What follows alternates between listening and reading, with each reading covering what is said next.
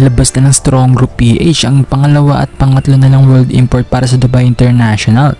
May unang 7 player na tayong napag-usapan, sila Tony Inot, Dave Ildefonso, Renza Bando, Alan Liwag, Andre Blatch, Ange Kwame at DeMarcus Cousins. At ito nga lang nag-post ng video ang SJ with Sport Puppy na nagpa-practice ang buong team. Agad nating napansin dyan ang mga collegiate players na sina Justin Sanchez, dati na rin player ng SJ yan, at itong versatile forward ng Lasal na si Luis Pablo. At ngayon nga lang nag-post ng SJ sa kanilang Facebook page ng kanilang dalawa pang world import. Sila sina Terry Larrier at ang former NBA player na si Malaki Robinson. Parehong bata at mga pretty athletic winger para mas mapabilis ang pace ng laro ng SGA.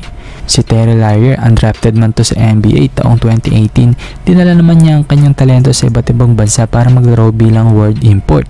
Isa siyang athletic na winger na may height na 6'8". Skilled na wingman ng player na to, may tira at pumupuntos. Inconsistent man na shooter pero kaya pa rin itong kumanan ng malaking puntos every game.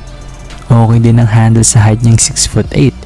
Hindi lang ganun kalakas ang depensa niya at katawan, kaya I think mas maglalaro to bilang combo forward at mas magtatagal sa tres na pwesto. Habang si Malaki Robinson ay isa namang former NBA player, hindi man nagtagal ang career sa NBA, may tuturing naman matibay na player pa rin itong si Robinson. Sa height niyang 6'6", meron siyang 7 feet na wingspan. Versatile player lalo na sa offensive end. Capable ito na mag-init sa beyond the arc, mapa off the dribble man yan. Solid ang scoring instinct. Kayang umatake sa kahit anong paraan at kayang mag-finish through contact. Hindi nga lang ganun ka-solid ang kanyang ball handling at hindi ganun ka-explosive. Pero tiyak na magiging perfect na scorer siya para sa SGA since wala ng Jordan heading ngayon sa team.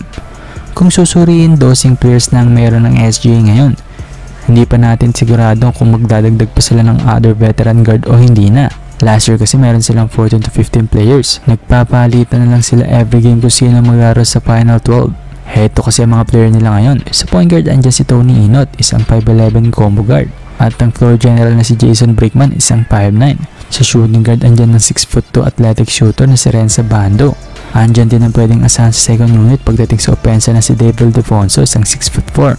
Sa forwards, andyan si Justin Sanchez, isang 6'5 na may soft touch sa perimeter at kayang bumitaw sa 3-point area. May Malaki Robinson pa na may NBA experience at malamang siya ang maging first option pagdating sa opensa.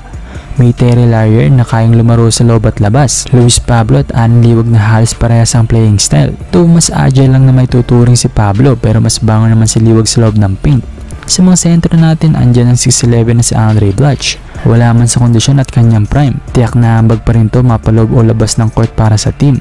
Andyan din ang batang naturalized player na si Ange Kwame. Isang rim protector na hassle din pagdating sa rebound.